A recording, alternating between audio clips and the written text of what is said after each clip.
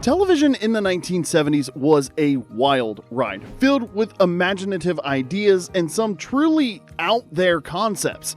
Whether you watched these shows first run on a massive floor model TV that made your family feel rich, or caught reruns years later, they were part of the weird and wonderful television landscape that shaped our childhoods. Welcome to Remember When, a nostalgic journey through television oddities that made our childhoods weirder and more wonderful. Now, if you grew up in the 70s, you probably watched at least one of these while eating dinner, maybe with your parents side-eyeing the screen wondering what the heck you were watching. Now, these weren't just weird TV shows. They were cultural touchstones that shaped our sense of humor, adventure, and imagination in ways that still resonate today. But before we dive in, if you enjoy nostalgic content that brings back those prime-time TV memories, go ahead and hit that subscribe button and turn on notifications. We've got new videos every week exploring TV treasures from decades past, and thanks to streaming services, many of these bizarre gems are finding new audiences who can finally understand why Gen X turned out the way that we did. Number 10, Quark, 1977 to 1978. In 1977, Star Wars changed cinema forever, and television executives scrambled to capitalize on sci-fi mania. NBC's answer? Quark, a sitcom about a garbage collector in space. Yes, garbage collection in space. The crew included the Bettys, genetically identical female clones with opposite personalities, and Ficus pandorata, a humanoid plant with Vulcan-like logic. Oh, and let's not forget Gene, a transmute with male and female sides constantly at war with each other. Quark was created by Buck Henry, the comic genius behind Get Smart, but even his talents couldn't save this cosmic catastrophe from early cancellation. After just 8 episodes, NBC's executives performed their own garbage collection and jettisoned the show into the black hole of cancellation. It arrived just when we were all begging our parents for those cool Star Wars toys they kept promising they'd buy next paycheck, ensuring its status as a bizarre but fondly remembered gem of 70s television. While Quark was fighting over viewers on NBC, over on ABC, a mysterious island was about to capture America's imagination in a very different way. Number 9, Fantasy Island, 1977 to 1984. Da plane! Da plane! With those iconic words shouted by Irv Villachet as tattoo every week, viewers were transported to one of television's strangest vacation destinations, Fantasy Island. Ricardo Montalban starred as the mysterious Mr. Rourke, who ran an island resort where guests could live out their fantasies for a price. Each week, guests would arrive with seemingly impossible desires to meet historical figures, experience different time periods, or resolve deep personal issues through supernatural means, and somehow Mr. Rourke would make it all happen through means that were never fully explained. While it started as a relatively straightforward wish fulfillment show, Fantasy Island gradually became darker and more supernatural. Episodes began featuring the devil, ghosts, genies, mermaids, and time travel. Mr. Rourke himself seemed increasingly powerful and otherworldly, capable of controlling the weather, stopping time, and even bringing the dead back to life. Whether he was just a well-connected man or something more otherworldly was never officially confirmed, adding to the show's eerie allure. The show was a magnet for guest stars, with everyone from Bill Bixby and Michelle Phillips to Don Knotts and Florence Henderson making appearances. If you were a TV star in the late 70s or early 80s and hadn't been to Fantasy Island, your agent wasn't doing their job. For kids watching at home, the show existed in that perfect sweet spot of being just spooky enough to be exciting, but not so scary that our parents would change the channel. Remember staying up late on Saturday nights, maybe sneaking a bowl of ice cream when your parents weren't looking and wondering, who was Mr. Rourke really? What was the true nature of Fantasy Island, and most importantly, where could we get one of those cool white suits? In recent years, Fantasy Island received a modern reimagining, with the mysterious resort now run by Elena Rourke, a descendant of the original Mr. Rourke. The reboot symbolizes how these wonderfully strange 70s concepts continue to captivate new generations, though today's viewers might miss the delightful weirdness that made the original so special to those of us who grew up with it. While modern Fantasy Island explores contemporary desires, nothing quite compares to that original mix of 70s fashion, supernatural mystery, and Ricardo Montalban's charisma. Now, speaking of reimagined concepts, our next show tried to reinvent transportation entertainment with spectacularly disastrous results. Number 8, Super Train, 1979. If you were a kid in 1979, you couldn't escape the endless promos for what NBC hoped would be the most spectacular show in television history. Super Train, a nuclear-powered coast-to-coast luxury locomotive that featured everything from swimming pools to shopping malls. Yes, a nuclear-powered train with a swimming pool. Super Train was one of the most expensive television shows ever produced at the time. At a staggering estimated cost of $5 million, one of the costliest shows in NBC history, the project went off the rails almost immediately. The elaborate model train used for exterior shots was incredibly costly, and when it was damaged during filming, a replacement had to be quickly constructed at additional expense, contributing to the show's notorious budget problems. For kids watching at home, Super Train was a marvel of imagination. While our parents might have been rolling their eyes at the implausibility, we were mesmerized by the idea of a moving skyscraper on wheels with swimming pools, restaurants, and an entire shopping mall inside. This wasn't just transportation. It was a fantasy world speeding across America. Many of us spent hours designing our own versions of Super Train in notebooks, adding skateboard parks, video arcades, and candy stores to our imaginary floor plans. Critics were generally unimpressed, and the show became notorious in television history as an expensive misfire. Sure, it bombed, but if you were a kid, watching a train with a swimming pool was way more interesting than whatever your dad was watching on 60 Minutes. It was the perfect mix of ridiculous and amazing that made us dream of transportation that was actually fun. Now, while NBC was hemorrhaging money on Super Train, ABC was about to prove that sometimes the strangest TV concepts came from reinventing shows that were already successful. Number 7, The Brady Bunch Hour, 1976 to 1977. Now, in the 1970s, variety shows were television's equivalent of a phenomenon. They were everywhere, and networks applied the format to almost any successful property. No franchise was safe, not even America's squeaky clean Brady Bunch. For kids who tuned in expecting to see their favorite sitcom family, what they got instead was something completely unexpected. 2 years after the original sitcom ended, ABC brought the Bradys back with a completely different premise. The fictional family had apparently moved to Southern California to star in their own variety show. The entire original cast returned except Eve Plum, who played Jan. Instead, Jerry Reichel took over the role and quickly became known to fans as Fake Jan. For fans expecting the Brady kids to deal with homework and sibling squabbles, the sudden transition to high-energy disco routines was a choice to say the least. Each episode featured the family performing elaborate musical numbers with dancers and synchronized swimmers called the Water Follies. After 9 episodes, ABC canceled the series, but don't we all remember the confused delight of seeing our favorite TV family suddenly break into song and dance? The show might have been short-lived, but it lives on as the perfect example of what made 70s TV so wonderfully weird. Now, as the Bradys were singing and dancing their way to cancellation, Patrick Duffy was making a splash with an entirely different kind of television concept. Number 6, Man from Atlantis, 1977 to 1978.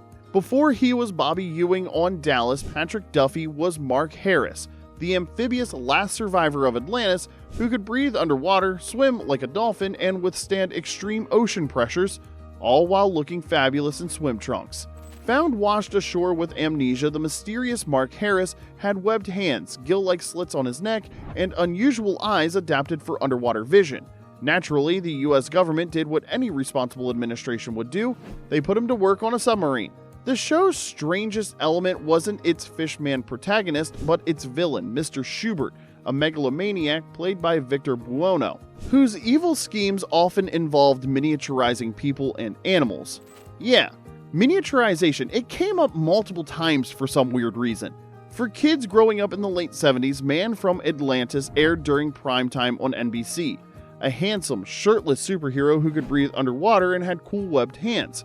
How many of us nearly drowned trying to perfect that dolphin kick in the community pool, and be honest, didn't we all try to make our hands look webbed at some point? Now, while NBC's Underwater Hero struggled for ratings against ABC's established hits, another science fiction show was about to take flight, inspired by a certain movie about a galaxy far, far away. Number 5, Battlestar Galactica, 1978 to 1979. Yes, before the acclaimed 2004 reboot, Battlestar Galactica was a space opera born from ABC's attempt to capitalize on the science fiction trend following Star Wars.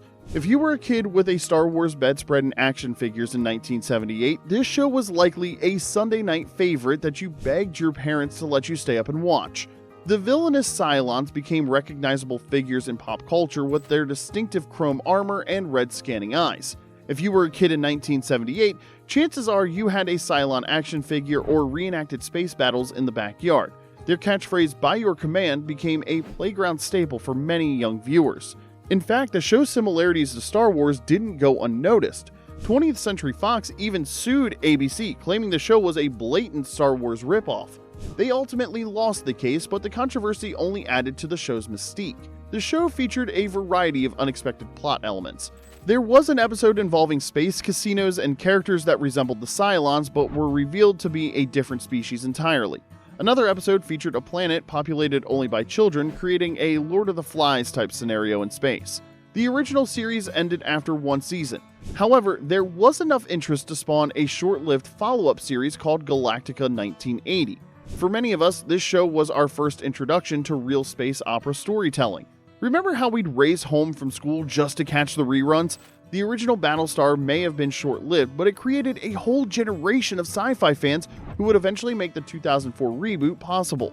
Today's streaming platforms have introduced both versions of Battlestar Galactica to new audiences, allowing younger viewers to compare the distinctive styles of the original with the gritty realism of the remake. It's a perfect example of how these 1970s concepts contain seeds of greatness that could eventually bloom with the right approach. While space operas were capturing imaginations, a very different kind of unusual partnership was hitting the highways of America. Number 4, BJ and the Bear, 1979 to 1981. Now, in the late 70s, television executives apparently looked at America's interstate trucking industry and thought, you know what this needs? A chimpanzee. The result was BJ and the Bear, a show about a handsome freelance trucker and his best friend, a chimpanzee named Bear. Greg Evigan starred as Billy Joe B.J. McKay, a Vietnam veteran turned independent trucker who traveled the highways with his constant companion, a chimpanzee he rescued from a research laboratory. Bear wasn't just along for the ride. He was portrayed as surprisingly intelligent, often reacting to situations with human-like understanding. The show's main antagonist was Sheriff Elroy P. Lobo, played by Claude Akins, a corrupt lawman who constantly tried to frame BJ for various crimes. Sheriff Lobo proved so popular that he eventually got his own spin-off series, The Misadventures of Sheriff Lobo, making him one of the few TV villains to headline their own show. During its 3-season run, BJ and the Bear never tried to explain the fundamental oddness of its premise. It simply asked viewers to accept that a trucker with a chimpanzee best friend was a perfectly normal setup for a TV show. And millions of us did, proving once again that in 1970s television, the bizarre was just another day at the office. Plus, it's probably the reason many of us secretly wanted a pet chimpanzee, something our parents wisely never allowed. While BJ and Bear were cruising the highways, an alien from the planet Orc was about to change television comedy forever. Number 3, Mork and Mindy, 1978 to 1982. What happens when you take an unknown comedian with boundless energy, put him in rainbow suspenders, and tell him to act like an alien? Well, you get Mork and Mindy, one of the strangest and most successful sitcoms of the 1970s. The show gave Williams free rein to showcase his manic improvisational skills. Mork drank with his finger, slept upside down, and greeted people with Nanu Nanu while making a strange hand gesture that kids across America immediately began copying on playgrounds.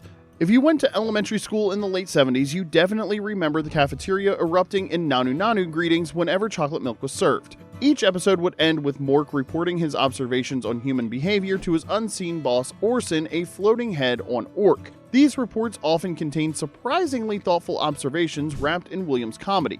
The show managed to be both wildly silly and occasionally profound. As the show progressed, it only got weirder. In the final season, Mork and Mindy had a child, played by comedy legend Jonathan Winters, who, because Orkins aged backwards, emerged as a fully grown adult. If you think that sounds bizarre, imagine watching it as a kid trying to make full sense of it all. While Mork and Mindy dominated Thursday nights on ABC, the same network had earlier tried their hand at another unusual partnership, blending science fiction with an entirely different genre. Number 2. Holmes and Yo-Yo, 1976 to 1977. In 1976, ABC decided that what America really needed was a buddy cop show where one of the buddies was secretly a robot. Holmes and Yo-Yo paired a bumbling human detective with an android partner in what might be one of television's earliest attempts at blending science fiction with police procedural comedy. Detective Alexander Holmes was notorious for going through partners due to his accident-prone nature. The department's solution? Pair him with Gregory, Yo-Yo Jovanovic, a highly advanced android disguised as a human police officer. Only Holmes knew Yo-Yo's true robotic identity, leading to countless situations where the android's superhuman abilities or technical glitches would create chaos. Yo-Yo had some impressive features for a 1970s TV robot, including a computer-like memory, super strength, and built-in police radio. Unfortunately, he also had a tendency to short-circuit whenever he got near magnets, which somehow happened surprisingly often. When malfunctioning, he'd spin in circles while repeating "malfunction, malfunction," a phrase many kids quickly incorporated into their playground repertoire. Despite airing in the coveted Saturday night lineup, the show lasted just 13 episodes before ABC pulled the plug, but for kids watching at home, Holmes and Yo-Yo represented that perfect blend of comedy police show and science fiction that made Saturday evenings magical. How many of us spent hours pretending to be robots after watching Yo-Yo's antics? The show might have been short-lived, but its concept of a human-robot police partnership would resurface decades later in more successful series like Almost Human. While Holmes and Yo-Yo were fighting crime with technological assistance, another show was assembling a team of classic monsters to battle evil. Number 1. The Monster Squad, 1976 to 1977. Now, if you thought a robot police officer was strange, NBC went just a little further in 1976 by turning 3 classic movie monsters into crime fighters. Monster Squad featured a criminology student who worked at a wax museum and, with the help of a special computer, could bring the figures of Dracula, Frankenstein's monster, and the Wolfman to life to help him fight crime. Fred Grandy, who would later find fame as Gopher on The Love Boat, starred as Walt, the well-meaning criminology student who worked at Fred's wax museum. Using a special crime computer inexplicably hidden inside a sarcophagus, Walt could transform the wax monsters into real supernatural beings who used their monstrous abilities to help capture criminals. Each monster had their own special abilities and personality quirks. Dracula, played by Henry Pollock II, was the sophisticated, aristocratic leader who could transform into a bat. Frankenstein's monster, portrayed by Michael Lane, had super strength but a gentle, childlike personality. The Wolfman, played by Buck Cardillian, had enhanced tracking abilities and a gruff, sarcastic attitude. Together, they were like a supernatural A-team, several years before that show would hit the airwaves. Despite the fun premise and elaborate monster makeup, Monster Squad survived for only a single season. For kids growing up in the 70s, however, it was a perfect blend of our love for classic monster movies and action-adventure shows. We'd argue endlessly about which monster had the best powers, and playground games suddenly featured a lot more howling and vampire impressions. Monster Squad perfectly captured the boundless creativity of 70s television, where executives were willing to try concepts that would likely never make it past a pitch meeting today. It remains a cherished memory for those of us who spent our Saturday mornings imagining what it would be like to command our own team of classic monsters. We know you remember these shows, but did you watch them when they first aired, or were you part of the rerun generation like me?